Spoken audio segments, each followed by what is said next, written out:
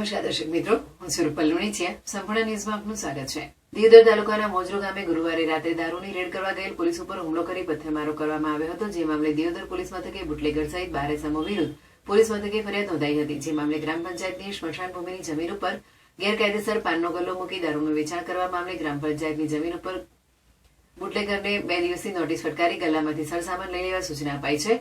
જોકે 2 દિવસ બાદ પોલીસ તંત્ર અને ગ્રામ પંચાયત દ્વારા ગેરકાયદેસર ગલ્લાને તોડી પાડવા કામગીરી હાથ ધરવામાં આવશે. દિયોદર તાલુકાના મોજરો જૂના ગામે ગ્રામ પંચાયતની જમીન ઉપર ગેરકાયદેસર પાનનો ગલ્લો મૂકી ગલ્લામાં દારૂનું વેચાણ થતું હોવાની બાતમીના આધારે પોલીસે રેડ કરી હતી અને બુટલેગરના માણસોએ પોલીસ પર હુમલો કરી પથ્થરમારો કરતા પોલીસ મથકે 12 ઇસમો વિરુદ્ધ ફરિયાદ નોંધાઈ હતી. જે મામલે પોલીસ તંત્ર દ્વારા બુટલેગરના પાનના ગલ્લા પર બુલડોઝર ફેરવી કાર્યવાહી કરવાની હોવાથી મોજરો ગ્રામ પંચાયત દ્વારા શનિવારના રોજ ગ્રામ પંચાયત હસ્તક જમીન ઉપર થયેલા પાનના ગલ્લાનું દબાણ મામલે ગલ્લામાંથી સરસામાન લઈ લેવા ગ્રામ પંચાયત દ્વારા નોટિસ ફટકારી છે. જેમાં 2 દિવસમાં ગલ્લામાંથી સરસામાન નહીં લેવામાં આવે તો પોલીસ તંત્ર અને ગ્રામ પંચાયત દ્વારા પાનના ગલ્લા પર જરૂરી કાર્યવાહી કરવા સૂચના આપી છે. બીજી તરફ બુટલેગર દ્વારા ગ્રામ પંચાયતની જમીન પર મૂકવામાં આવેલ ગેરકાયદેસર પાનના ગલ્લામાં વીજ કનેક્શન પણ ગેરકાયદેસર હોવાનું બહાર આવતા વીજ કંપની દ્વારા પણ કાર્યવાહી હાથ ધરાઈ હતી.